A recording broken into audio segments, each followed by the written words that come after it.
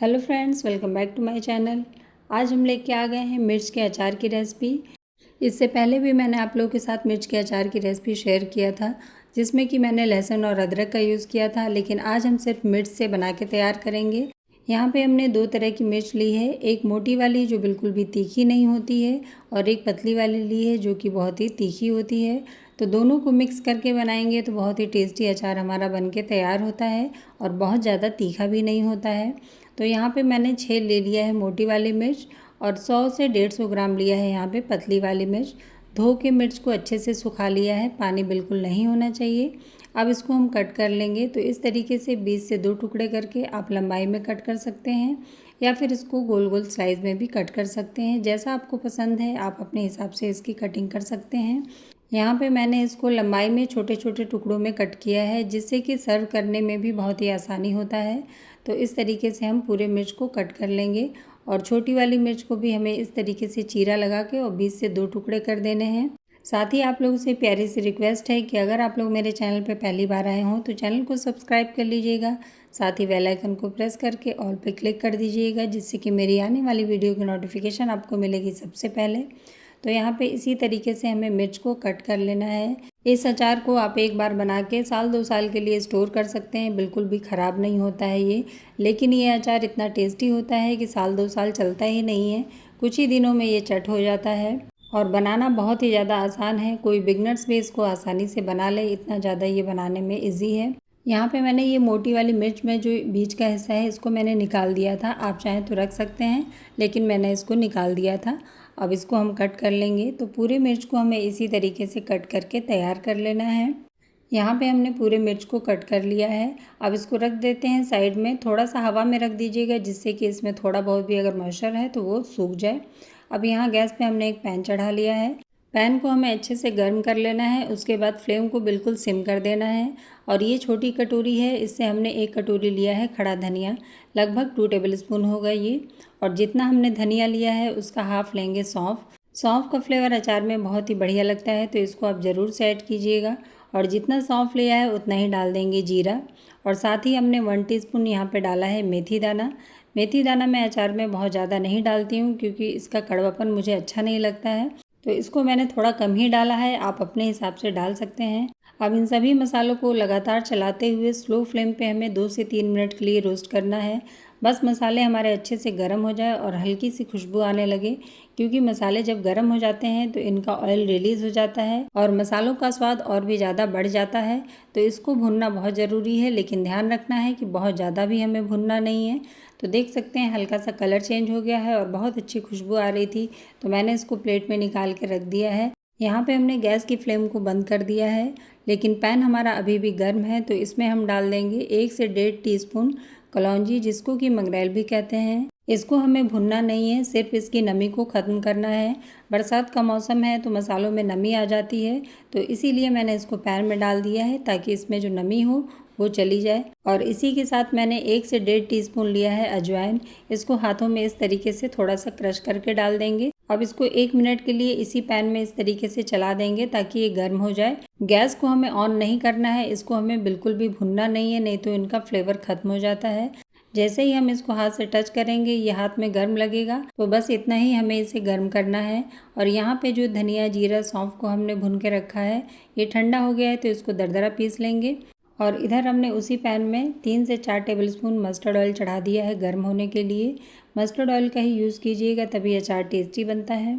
इस तेल को हमें एकदम धुआंधार गर्म करना है, यानी कि इससे धुआं उठने लगे। तो यहाँ पे देख सकते हैं इसमें बबल्स आने लगे हैं, यानी कि ये अच्छे से गर्म हो चुका है। तो गैस की फ्लेम को हमने बंद कर दिया है।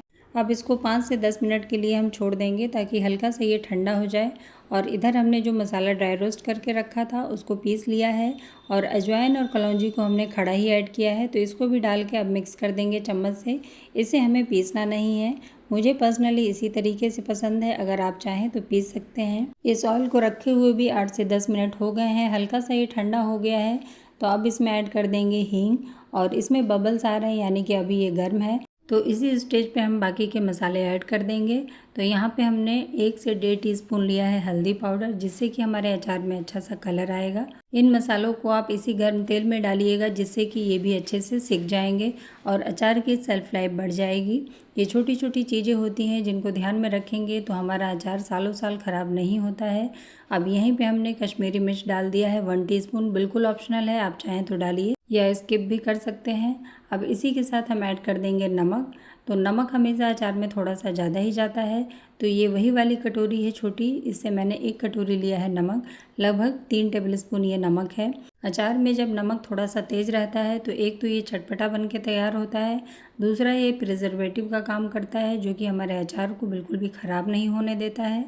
अब इन सभी चीज़ों को हमें ऑयल के साथ अच्छे से मिक्स कर देना है। अगर आप स्टेप बाय स्टेप मेरी रेसिपी को फॉलो करते हैं तो आपका भी अचार पहली बार में बिल्कुल परफेक्ट बनेगा और सालों साल बिल्कुल भी ख़राब नहीं होगा। तो यहाँ पे हमने मिर्च को एक बोल में डाल लिया है, जिससे कि मिक्स करने में हमें आसानी हो। अब इसके ऊपर डाल देंगे हमने जो ड्राई रोस्ट करके मसाला पीसा था उसको। तो ये हमने 3 से 4 चम्मच डाल देना है। आप मसाले अपने हिसाब से कम या ज़्यादा कर सकते हैं, जैसा भी अचार में मसाला पसंद करते हों अपने हिसाब से डाल लीजिएगा। कुछ लोग ज़्यादा पसंद करते हैं, कुछ लोग कम पसंद करते हैं, तो मसाले और तेल आप अपने हिसाब से यहाँ पे ऐड कर सकते हैं। यहाँ पे मैंने 4 चम्मच भर के मसाला डाल दिया है। अब इसके ऊपर डाल देंगे तेल जो हमने मसालों के साथ मिक्स करके रखा है और हल्का गरम है ये, अभी इसी स्टेज में हमें डाल देना है ताकि मिर्च भी हमारी अच्छे से गरम हो जाए, बिल्कुल भी उसमें मॉइस्चर ना रहे। अचार बनाते समय हमें ध्यान रखना चाहिए कि जो भी बर्तन हम यूज़ कर रहे हैं वो बिल्कुल सूखे होने चाहिए, उसमें बिल्कुल भी पानी नहीं होना चाहिए, हाथ हमारा बिल्कुल सूखा होना चाहिए, तभी ये अचार सालों साल चलता है। अगर ज़रा सी भी नमी पहुंच जाती है अचार में तो ये ख़राब हो जाता है। अब तेल मसालों को मिर्च के साथ हमें अच्छे से मिक्स करना है। तेल और मसाले हमारे मिर्च में अच्छे से लिपटे होने चाहिए, तो इसको बिल्कुल हल्के हाथों से इस तरीके से मिक्स करते जाइएगा। और यहाँ पे देख सकते हैं कि मसाला हमारा अच्छे से मिक्स हो गया है। एक एक मिर्च में मसाले हमारे दिख रहे हैं, यानी कि बिल्कुल परफेक्ट तरीके से ये मिक्स हो गया है। लेकिन अभी ये गर्म है तो इसको हम रख देंगे आधे घंटे के लिए, जिससे कि पूरी तरीके से ये ठंडा हो जाए।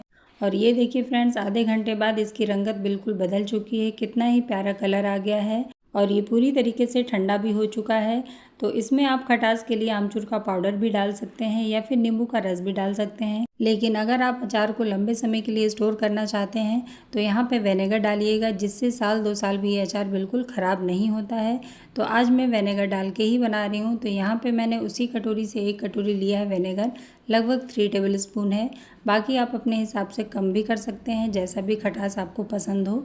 ये बिल्कुल परफेक्ट बन के तैयार हुआ था और यकीन मानिए बहुत ही ज़्यादा ये टेस्टी अचार बना है। अब विनेगर डालने के बाद इसको फिर से एक बार अच्छे से हमें मिक्स करना है ताकि विनेगर की खटास हमारी मिर्चों में आ जाए अच्छे से। अब ये अचार हमारा बनके बिल्कुल तैयार हो गया है। तो अब इसको हम कांच के जार में भर के रख देंगे। बस ध्यान रखना है कि जार में बिल्कुल भी पानी नहीं होना चाहिए। मैंने इसको अच्छे से धो के और धूप में सुखा लिया था। अगर धूप ना हो तो आप कपड़े से पोंछ के अच्छे से सुखा लीजिएगा।